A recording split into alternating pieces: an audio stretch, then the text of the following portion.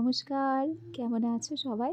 আশা করছি সবাই খুব ভালো আছো আর আমরাও ভালো আছি। আজকে সুন্দর একটা রোদ ঝলমলে দিনে আমার নতুন একটা ভিডিওতে তোমাদের সবাইকে অনেক অনেক স্বাগত জানিয়ে ভিডিওটি শুরু করছি। আর আশা রাখছি ভিডিওটি তোমাদের ভালো লাগবে। দিনের শুরুটা যদি এরকম একটা ঝলমলে রোদেলা দিনের সাথে হয় তাহলে কার না ভালো লাগে বলো? চলো আগে ঘরের পর্দাটা খুলে নিই, কেন কি ওটা এখনও পর্যন্ত খুলেছিলাম না, সোনা ঘুমোচ্ছিল বলে।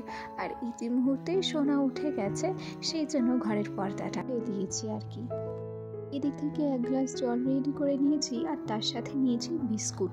আসলে আজকে আমার বর আবার বেরিয়ে যাবে, ও একদিনের ছুটিতেই এসেছিল, রবিবার দিনকে এসেছিল, আবার সোমবার সকালবেলাতেই ডিউটি ধরতে হবে, সেই জন্য বেরিয়ে পড়েছে।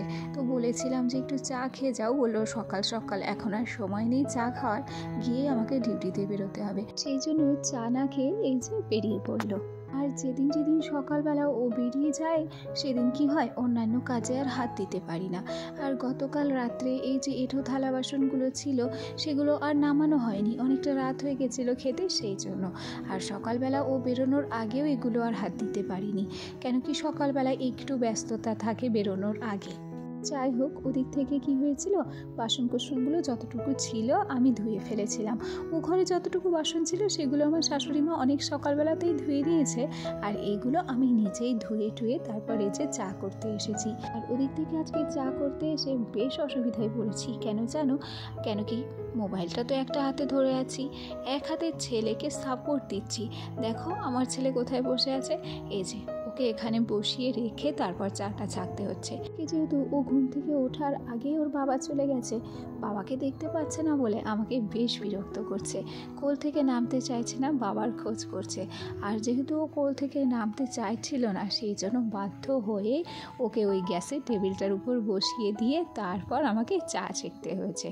সকালবেলায় মাছওয়ালা এসেছিল, সেখান থেকেই মাছ নিয়েছিলাম, ভেবেছিলাম যে আমার বর হয়তো সকালের খাবারটা খেয়েই বেরোবে, তা যে ও অত সকালে বেরোবে সেটা আমরা আর কেউ বুঝতে পারিনি। এক প্রকার আজকাচানি নিয়ে আজকে রান্নাটা হচ্ছে। শাশুড়ি মা আজকাচাচ্ছে যে তার ছেলেটা না খেয়ে চলে গেল, আর আমার মনে মনে খারাপ লাগছে যে এত আশা করে বরের জন্য মাছ নিলাম, সে বেচারা না খেয়ে চলে গেল। যাকে ওদিক থেকে রান্না চেপে গেছে, আর তারপরে সোজা চলে এসেছি বিছানা গোছাতে। একটা কথা ভাবি কয়েকদিন ধরে, আগে যখন চ্যানেল ছিল না, আগে যখন ব্লগিং করা কি সেটা বুঝতাম না, তখন কিন্তু এই সমস্ত দৈনন্দিন কাজকর্মগুলো মোবাইলে তুলে রাখারও অতটা বাতিক ছিল না। তবে কি বলতো, এখন অনেক রকম ভাবনা চিন্তা করতে করতে মনে হয় যে এইগুলো একটা স্মৃতি, আর পিছনে ফেলে আসা অতীত তো কোনো দিন আমরা আর ফিরে পাবো না।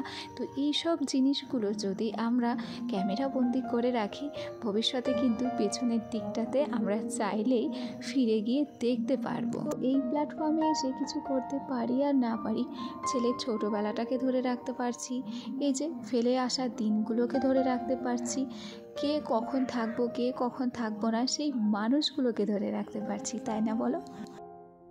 পর্যায়ে অনেক রকম কথা বলতে বলতে অনেক কাজ করেও ফেলেছি, আর এখন একটু সবজি কেটে নিচ্ছি, সোনার জন্য খিচুড়ি রান্না করব। ওদিক থেকে কেটে নিয়েছি একটু গাজর, একটু মিষ্টি আলু, আর তার সাথে আলু। আর এই তো দেখো প্রেসার কুকারটাও চাপিয়ে দিয়েছি। আজকে আর প্রতিদিনের মতো সেই সাদামাটা খিচুড়ি করব না, আজকে একটু ফোড়ন দিয়ে খিচুড়ি রান্না করব ভেবেছিলাম। আর অন্যান্য দিন জিরে ফোড়ন দিয়ে রান্না করি, আজকে একটু মশলার পরিবর্তন করেছি, আজকে 5 ফোড়ন দিয়ে সোনার জন্য খিচুড়িটা রান্না করতে বসিয়েছি। এরপর হাতে একটু সময় ছিল, আর সেই সময়ে আমার যে চায়ের কাপ বাসনগুলো ছিল সেগুলোকেই ধুয়ে নিয়েছি। চায়ের কাপ বাসনগুলোকে একটু জল ঝরাতে দিয়েছিলাম। একটু জল না ঝরালে কি হয়, আমার ওই মিট কেসটার উপরে না একটা পলিথিন পাতা ছিল, প্রথমে যখন প্লেটে রাখতাম না তখন দেখতাম কি কাপে কেমন একটা প্লাস্টিক গন্ধ। আর তারপর থেকে কি করি, এই যে প্লেট দেখছো, এই প্লেটের উপরেই কাপগুলো সাজিয়ে রেখে দিই। আমাদের সংসারে প্রত্যেক দিন একই রকমের কাজকর্ম হয়ে থাকে বলো, সবার সংসারের কাজকর্মগুলো একই রকম হয়, কাজের ধরনগুলো আলাদা হয়, তবে কাজ এক বলে প্রত্যেক দিন যে একই সময় সকাল সকাল উঠেই কাজ করতে হবে তার কোনো মানে নেই। হয়তো কোনো দিন ইচ্ছাকৃত উঠে দেরি করে কাজ করা হয়, কোনো দিন হয়তো শরীর খারাপের জন্য কাজগুলো দেরি হয়ে যায়। তবে যদি একটু কাজের প্ল্যান কিংবা একটু টেকনিক জানা থাকে, তার দুপুরের কাজগুলো যদি একটু ধাপে ধাপে সাজিয়ে নেওয়া যায় তাহলে দেখা যায় কি সারা দিনের কাজকর্ম করার পরেও বেশ খানিকটা সময় কিন্তু বেঁচে যায়। বিভিন্ন কাজের মধ্যে সেই বাড়তি সময়টুকুতে কি করতে পারি বলো তো, নিজের ভালো লাগাটাকেও কিন্তু গুরুত্ব দিতে পারি। কেন কি সাংসারিক কাজকর্মের পরেও নিজেকে গুরুত্ব দেওয়াও একান্ত দরকার। এরই মাঝখানে সোনার জন্য একটু ম্যাগি বানিয়ে নিয়েছিলাম, আর তারপর দেখলে সোনাকে কেমন ভুলিয়ে ভালিয়ে খাওয়ানোর চেষ্টা করেছিলাম, তবে ম্যাগি তো সেজন্য খেয়ে নিয়েছে, অন্য কোনো খাবার হলে সে আর খেত না।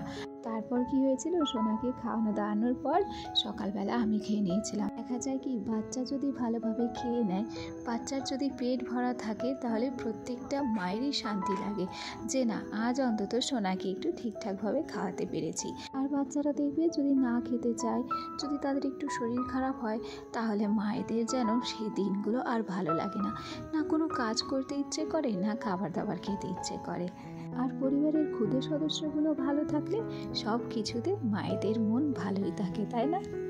ওদিক থেকে বেশ কয়েকদিন হলো আমার ওই প্লাস্টিক যে র্যাকটা ছিল সেটা অগোছালো হয়েছিল। আজ গোছাই কাল গোছাই করে গোছানোই হচ্ছিল না।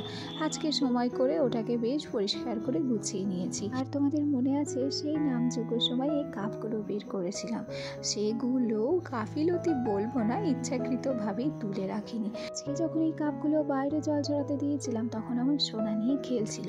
সেই সময় মনে হলো যদি একটা কাপ সোনা ভেঙে ফেলে তাহলে আমার কাপের পুরো সেটটাই নষ্ট হয়ে যাবে, তাই ভাঙার আগে আগে এইগুলোকে জায়গা মতনই রেখে দিই। আর যথা ভাবা তথায় কাপগুলোর অবস্থা ভালো থাকতে থাকতে সেগুলোকে নিচের জায়গাতেই রেখে দিয়েছি। চলো এই কথায় সে কথায় আসল কথাটি বলতে ভুলে গেছি। আমার যে সমস্ত বন্ধুরা প্রথম থেকেই আমার সাথে আছো, পাশে আছো, তোমাদেরকে অসংখ্য ধন্যবাদ জানাচ্ছি। আর আমার যে সমস্ত নতুন বন্ধুরা আজকে আমার ভিডিওটি প্রথম দেখছো, যদি কোনো কারণে আমার ভিডিওটি তোমাদের ভালো লেগে থাকে তাহলে অবশ্যই করে একটা লাইক করো, কমেন্ট করো। আর তোমরা যদি চাও আমার এই ছোট্ট পরিবারের একটা মিষ্টি সদস্য হয়ে আমার পাশে থেকে যেও। আজ অনেক দিন হলো সেই শাখা বাঁধানো পলা বাঁধানোগুলো হাতে পরিয়েছিলাম, আর হাত দুটো বেশ ভার ভার লাগছিল, সেই জন্য প্রতিদিনের যে শাখা বাঁধানোটা আমার কাছে ছিল সেটাই পরে নিয়েছি। তারপর স্নান করে এই যে গীতাতে একটু ফুল জল দিতে চলে এসেছি। এরপরে আর কিছুই তোমাদের সাথে শেয়ার করিনি, সোজা চলে এলাম বিকেলবেলা। আর আজকেও জানো তো বেশ কিছু জিনিস কাছাকাছি করা ছিল, সেগুলোই কেচে দিয়েছিলাম। যেমন সোয়েটারটা কেচে দিয়েছিলাম, নাইটিগুলো কেচে দিয়েছিলাম, তবে এগুলো আর তোমাদের সাথে শেয়ার করিনি। ভাবলাম কি যখন নাইটিগুলো শুকিয়ে যাবে একেবারে তুলতে যাব তখনই একটু ক্যামেরাবন্দি করে নেব। আর নাইটিগুলো এখান থেকে তুলে এখানেই ভাঁজ করে নিয়ে সোজা চলে যাব ঘরে, তাহলে দেখা যাবে কি ঘরে গিয়ে আমাকে আবার করে নাইটিগুলো ভাঁজ করতে হবে না, একেবারে আলনাতে গুছিয়ে রেখে দেবো। আর সোনাও এ পর্যায়ে ঘুম থেকে উঠে গেছিল। তবে কি জানো তো, অন্যান্য দিনের তুলনায় আমার সোনা আজকে খুব তাড়াতাড়ি ঘুম থেকে উঠেছে। কেন কি দুর্গাপুর থেকে আমার জ্যাঠা শ্বশুরের মেয়ে এসেছে, আর তার সাথে রয়েছে তার দুটো বাচ্চা। গোটা দুপুরটা ওরা ঘুমায়নি, খেলা করছে, মানে শহর থেকে এসেছে তো গ্রামে এসে বেশ আনন্দ করছে। আর ড্রাম বাজাচ্ছিল, যে কারণে আমার সোনা ঘুম থেকে উঠে গেছিলো। এরপর বেশ খানিকটা সময় যাওয়ার পর সোনার জন্য এই যে একটু দুধ কর্নফ্লেক্স গুলিয়ে নিয়েছিলাম। কেন কি দুপুরে যে খুব বেশি খাবার আমার সোনা খেয়েছে তাও কিন্তু নয়, সেই জন্যই চেষ্টা করলাম বিকেলবেলা একটু ভারী খাবার দেওয়ার জন্য। আর তারপর অনেকটা দুধ বেঁচেছিল, একটু দুধ চা করে নিয়েছি। আর যাই করি, গ্যাসই হোক বা অম্বল, দুধ চায়ের লোক যেন সামলাতেই পারি না। আর তার সাথে দুধ চা করেছিলাম কি দিয়ে জানো, ওই যে গুড়ের বাতাসাগুলো দিয়ে। দুধ চাটার যা স্বাদ হয়েছিল, আর তার সাথে সাথে কালারটাও খুব সুন্দর এসেছিল। তবে আমি একার জন্য এতটা পরিমাণ চা করব কখনোই বুঝতে পারিনি। আমার মতো চা প্রেমীদের আমার বাড়ি কিন্তু নিমন্ত্রণ রইল।